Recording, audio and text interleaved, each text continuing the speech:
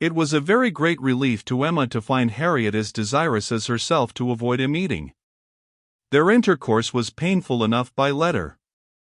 How much worse had they been obliged to meet?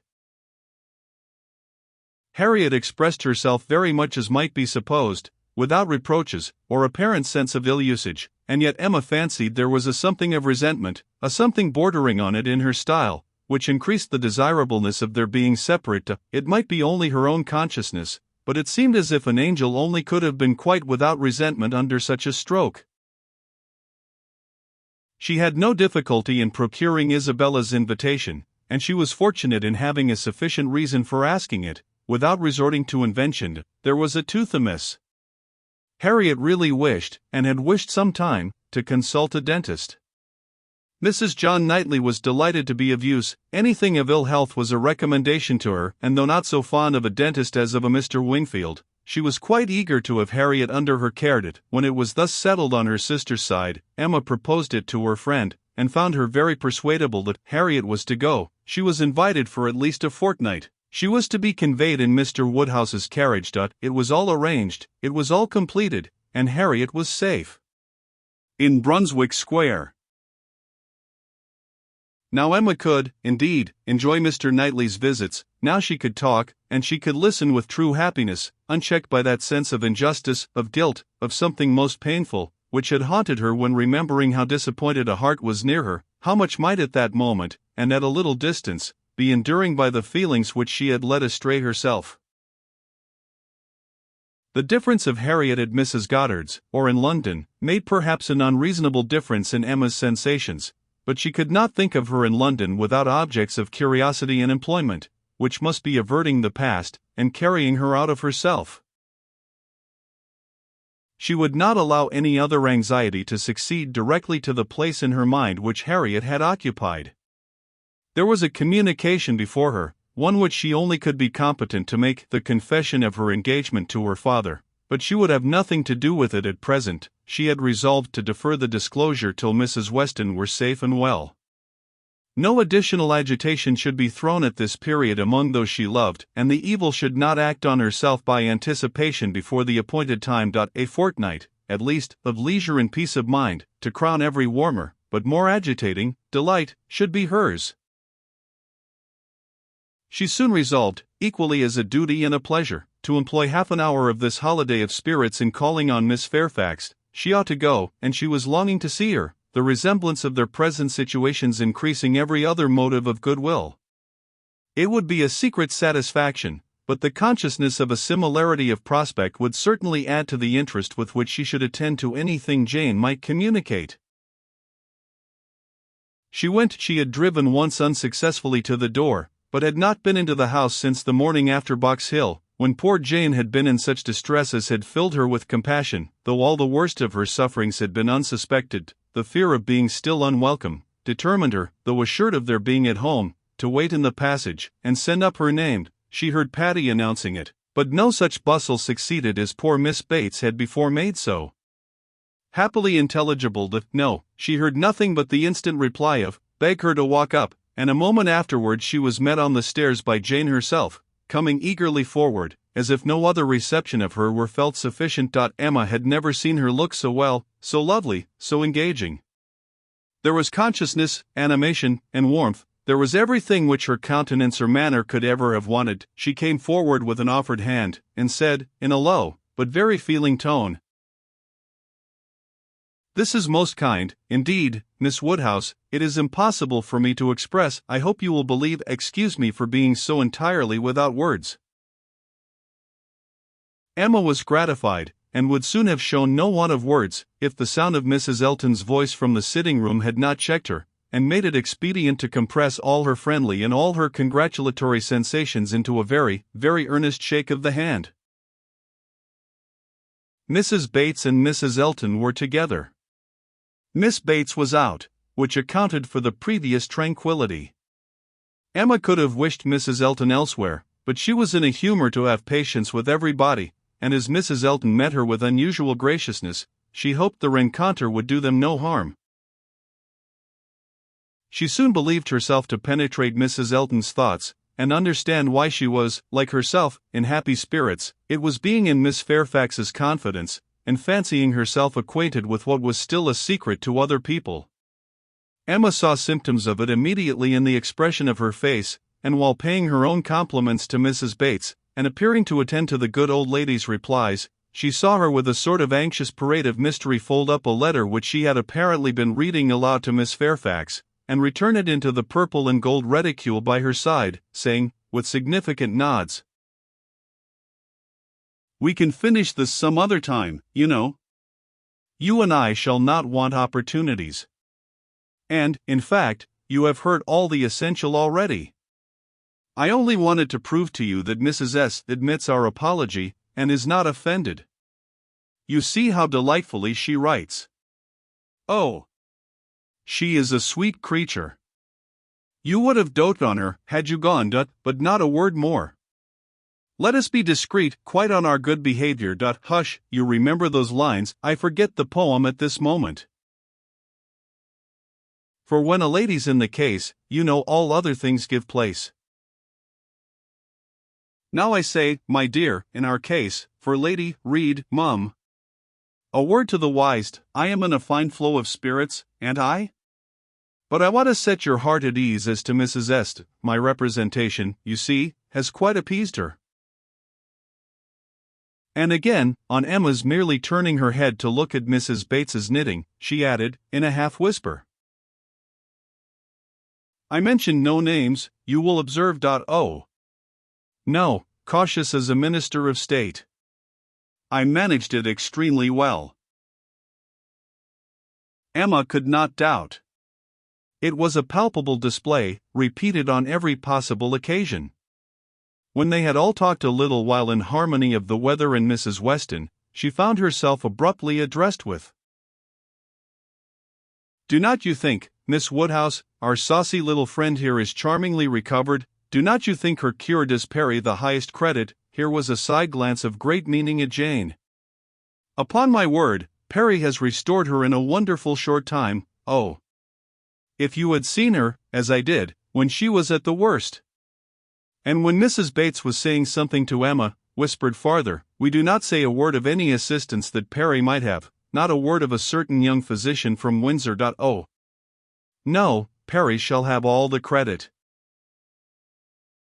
I have scarce had the pleasure of seeing you, Miss Woodhouse, she shortly afterwards began, since the party to Box Hill. Very pleasant party. But yet I think there was something wanting. Things did not seem, that is, there seemed a little cloud upon the spirits of some, so it appeared to me at least, but I might be mistaken. However, I think it answered so far as to tempt one to go again.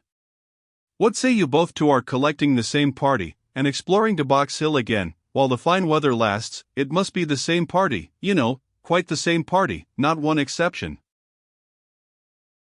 Soon after this Miss Bates came in, and Emma could not help being diverted by the perplexity of her first answer to herself, resulting, she supposed, from doubt of what might be said, and impatience to say everything. Thank you, dear Miss Woodhouse, you are all kindness. It is impossible to say yes, indeed, I quite understand dearest Jane's prospects, that is, I do not mean, but she is charmingly recovered. How's Mr. Woodhouse? I am so glad quite out of my power such a happy little circle as you find us here. Yes, indeed, charming young man, that is so very friendly. I mean good Mr. Perry, such attention to Jane.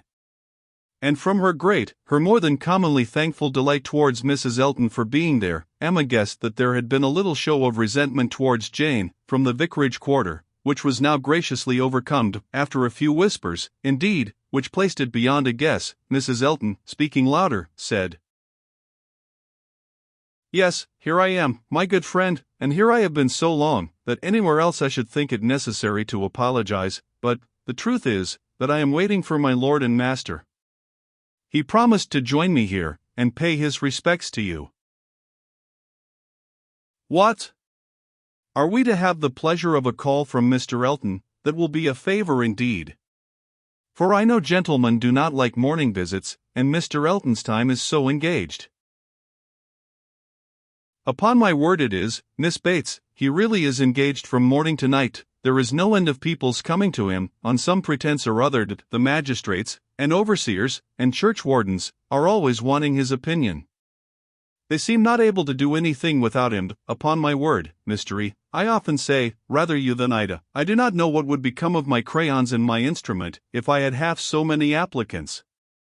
Bad enough as it is, for I absolutely neglect them both to an unpardonable degree. I believe I have not played a bar this fortnight. However, he is coming, I assure you, yes, indeed, on purpose to wait on you all.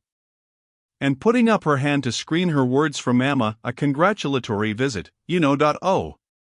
Yes, quite indispensable.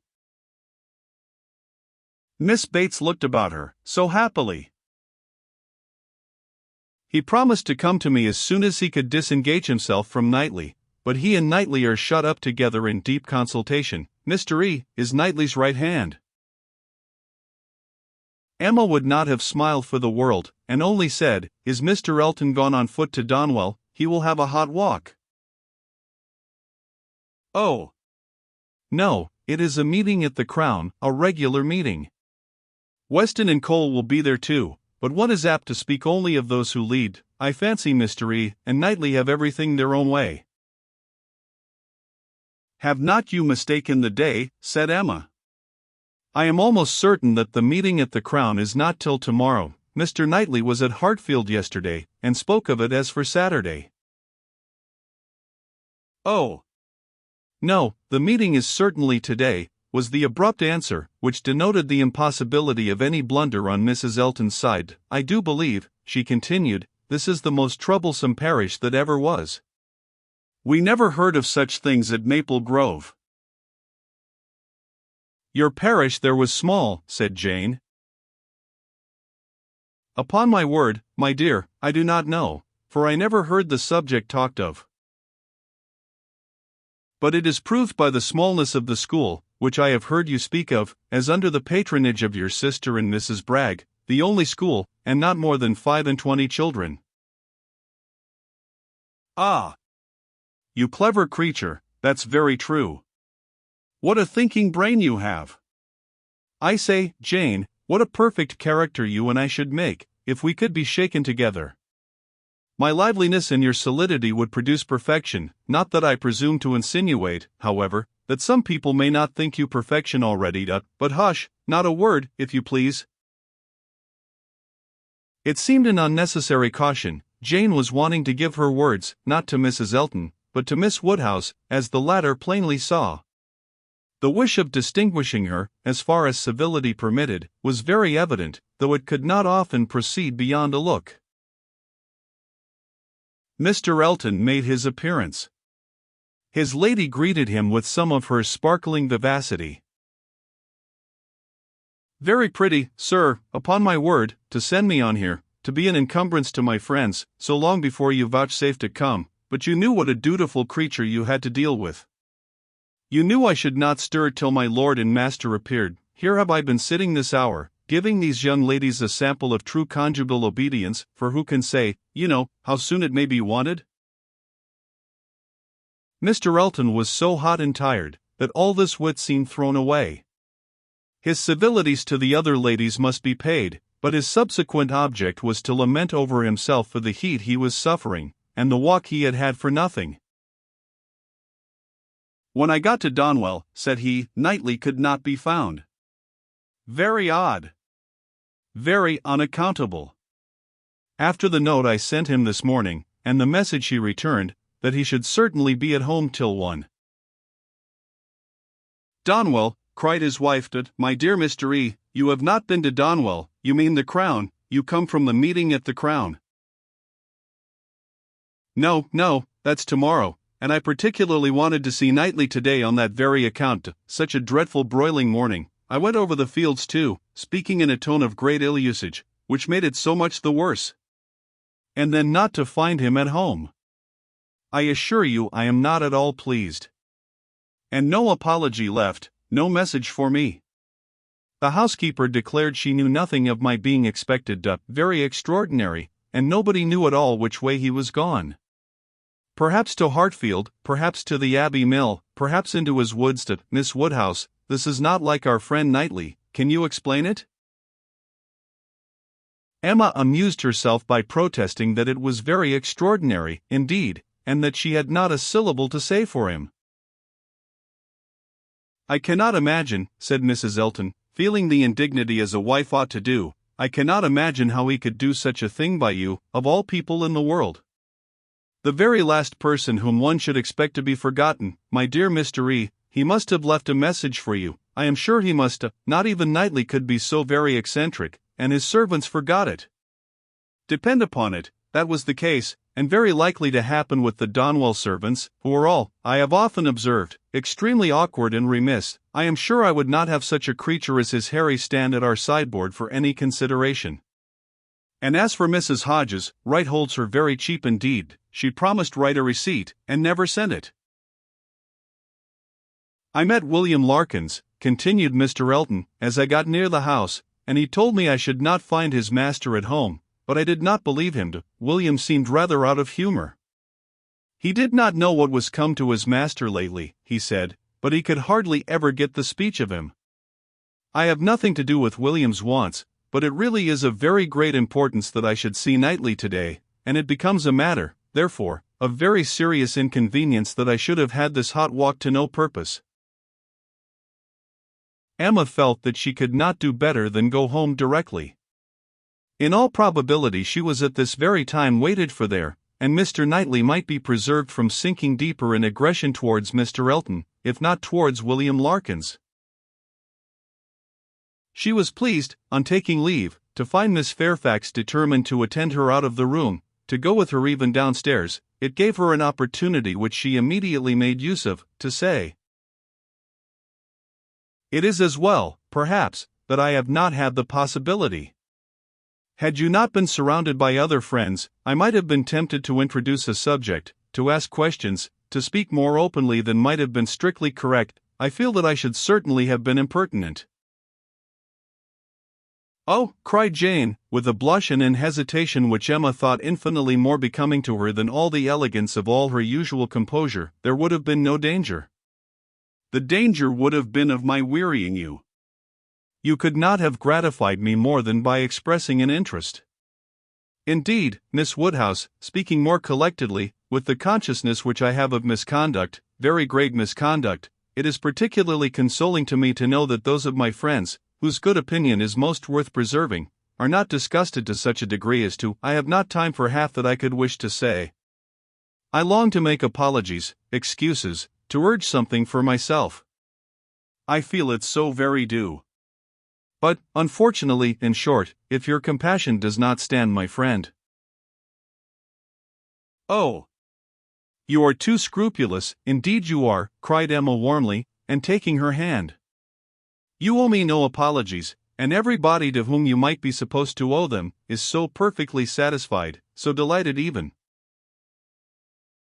"You are very kind, but I know what my manners were to you, so cold and artificial. I had always a part to act, it was a life of deceit. I know that I must have disgusted you." "Pray say no more. I feel that all the apologies should be on my side. Let us forgive each other at once. We must do whatever is to be done quickest, and I think our feelings will lose no time there. I hope you have pleasant accounts from Windsor?" "Very. And the next news, I suppose, will be, that we are to lose you, just as I begin to know you." "Oh! As to all that, of course nothing can be thought of yet. I am here till claimed by Colonel and Mrs. Campbell. Nothing can be actually settled yet, perhaps," replied Emma, smiling, "but, excuse me, it must be thought of." The smile was returned as Jane answered, "You are very right, it has been thought of. And I will own to you, I am sure it will be safe, that so far as our living with Mr. Churchill at Enscombe, it is settled. There must be 3 months, at least, of deep mourning, but when they are over, I imagine there will be nothing more to wait for." Thank you, this is just what I wanted to be assured of. Oh! If you knew how much I love everything that is decided and open. Goodbye.